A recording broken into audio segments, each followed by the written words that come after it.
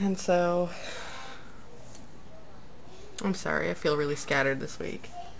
And I'm making myself very vulnerable. I hope I not break into tears. Okay, so I'll tell you.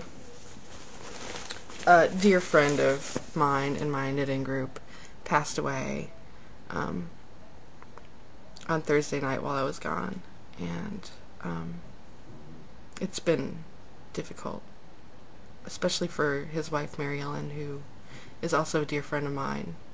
The couple together, friends of the family, great friends of the group, you know. I don't know, I'm just feeling really messed up about that right now. So knitting makes me feel good, but it also makes me remember, and you know, that's a good thing. So I'll try not to be so melancholy. Wow, my children really, really do not want to stay out of here. Okay, one more thing before I go, and I promise I'll be better next week. And also, you know, on my trip, there's a couple of crafty workshops having to do with Harry Potter. So maybe I can get some video there, maybe an interview or some footage. You know, I know there's a crochet workshop. My friend Amber is doing. She does these really great blankets that are, you know, the crochet and tarja, and she's made some really great designs. She gave me one of them. It's one of my favorite blankets, and so I think she's going to be showing that in a workshop type situation at the conference. And then another gal, Dale, I think is her name, is going to be doing how to knit a Harry Potter scarf, that type of situation. So that'll be fun to see too. I'll maybe get some video or a picture or something. I don't think I showed you this. When I bought my set of Knit Picks options interchangeable needles, I didn't buy the whole set. I don't use really big needles, so I just bought the range that I usually knit in, and then later I got the Wooden Harmony ones as well.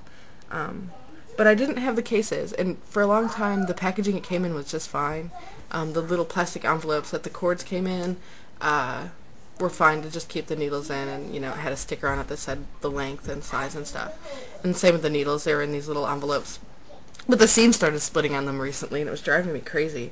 So I decided to sew up this lovely little thing. I just used a fat quarter, folded in half, and fashioned into this little case that I can fold up and button.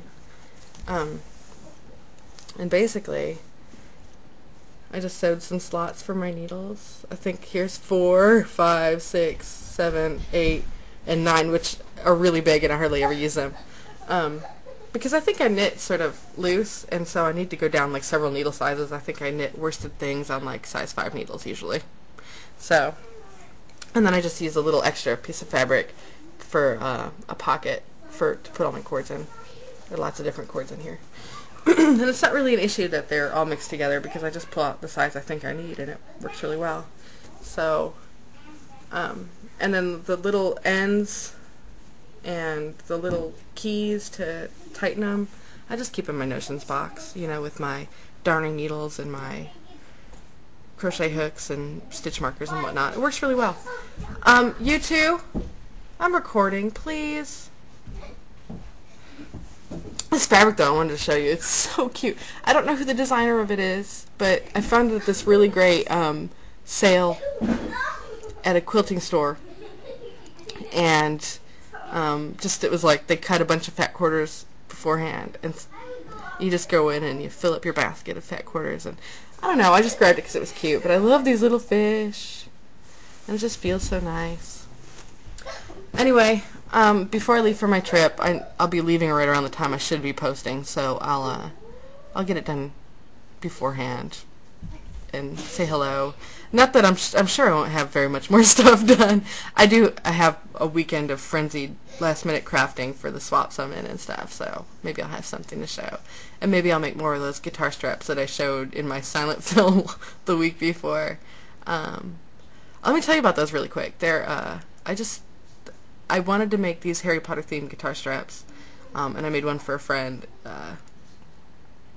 that is a Wizard Rock guy, and So I made his like House of Awesome design, and made the strap, and then I had cannibalized these just like inexpensive plain straps from Guitar Center. Took the little ends, the little tabs that secure the strap to the guitar, and then the little adjusty plastic doodad.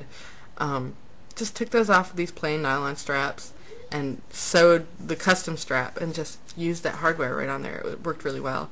And I plan to make more of those and probably make a tutorial either for the Leaky Cauldron or put it on the CraftBorg or my blog or whatever. So I'll share those fairly soon when I get back from Terminus. Everything right now is when I get back from the Terminus conference. So anyway, thanks for checking in. I'm sorry again, and I'll try to do better.